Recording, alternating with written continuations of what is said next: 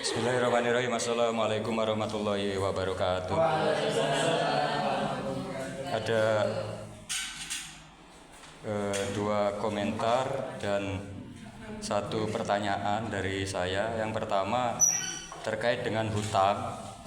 Untuk hutang itu sebaiknya teman-teman jangan mengambil hutang sama sekali.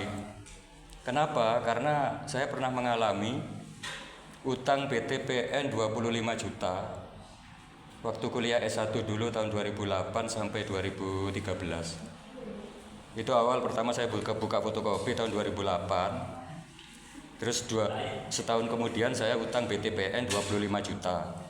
Itulah yang menyebabkan saya gagal di segala hal, baik jodoh maupun apapun. Iya. Waktu itu gagal di segala bidang karena utang itu. Makanya saya menasihati teman-teman jangan berutang sama sekali. Waktu itu saya utang 25 juta itu 2 tahun itu tidak bisa bayar tidak bisa bayar gitu. Tapi barang-barangnya masih ada. Barang-barang 25 juta yang saya beli itu antara lain fotokopi, fotokopi benar. Lalu PS 7 sama PS2 7, PS3 1 masih ada barang-barangnya. Tapi ketika 2 tahun saya nggak bisa bayar. Nah, problemnya di situ. Jadi gagal semuanya.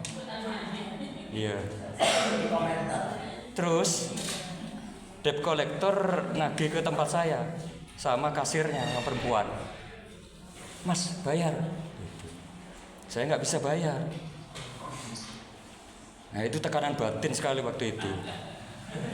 Tapi alhamdulillahnya masih berjalan kuliah itu sampai tamat, mendapat gelar sarjana dulu.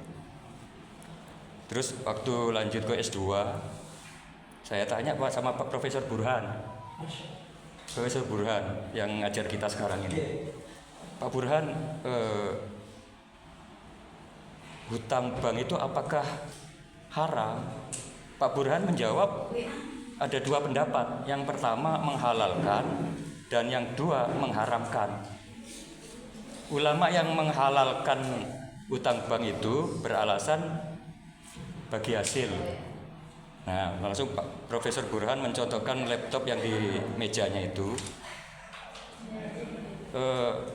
Bagi hasil seperti laptop ini, bagi hasil antara kita dengan bank. Nah, dia mencontohkan seperti itu. Namun saya mengambil kesimpulan bahwa wah ini saya ngikut yang mengharamkan. Karena tekanan batin itu tadi. Saya ikut yang mengharamkan gitu. Akhirnya dari 2015 semenjak Profesor Burhan menasihati saya tersebut, sampai sekarang tidak pernah hutang sama sekali. Alhamdulillah ya. Malah berbalik positif. Berbalik positif sekarang. Karena itu tadi, ilmu dikasih Allah, ilmu mendahului rezeki. Itu kalau bagi kita ya, bagi kita yang jungkir balik 10 tahun kerja ikut orang, akhirnya pengalaman ilmu itu tersebut membuat kita ilmu mengikuti rezeki. Kalau orang yang dapat warisan itu kan rezeki mendahului, rezeki dahulu baru ilmu. Nah itu seperti itu. Nah itu untuk nasihat pertama mengenai hutang. Jadi sebaiknya teman-teman tidak berhutang sama sekali untuk mencegah gagal total di hal tersebut. Itu. Lalu yang kedua, pertanyaan yang kedua terkait motif finansial wirausaha, itu seperti disampaikan tadi adalah finansial. Setelah jungkir balik tadi, banting tulang peras keringat, akhirnya kita diberi ilmu oleh Allah Subhanahu wa taala. Sekarang dari media sosial kita bisa mendapatkan cuan. Dari dunia nyata kita bisa mendapatkan cuan. Dari saham kita bisa mendapatkan cuan. Saham itu kita jadikan tempat berkumpulnya cuan tersebut, baik dari media sosial maupun dari dunia nyata kita. Sehingga saham itu akan berlipat ganda, berkali-kali lipat. Saya mencontohkan Nvidia, saham Nvidia. Andaikan kita beli di tahun 99, kita contohkan Pak Hamidi misalnya lahir tahun 2000. Pak Hamidi lahir tahun 2000, bapak ibunya menikah tahun 99.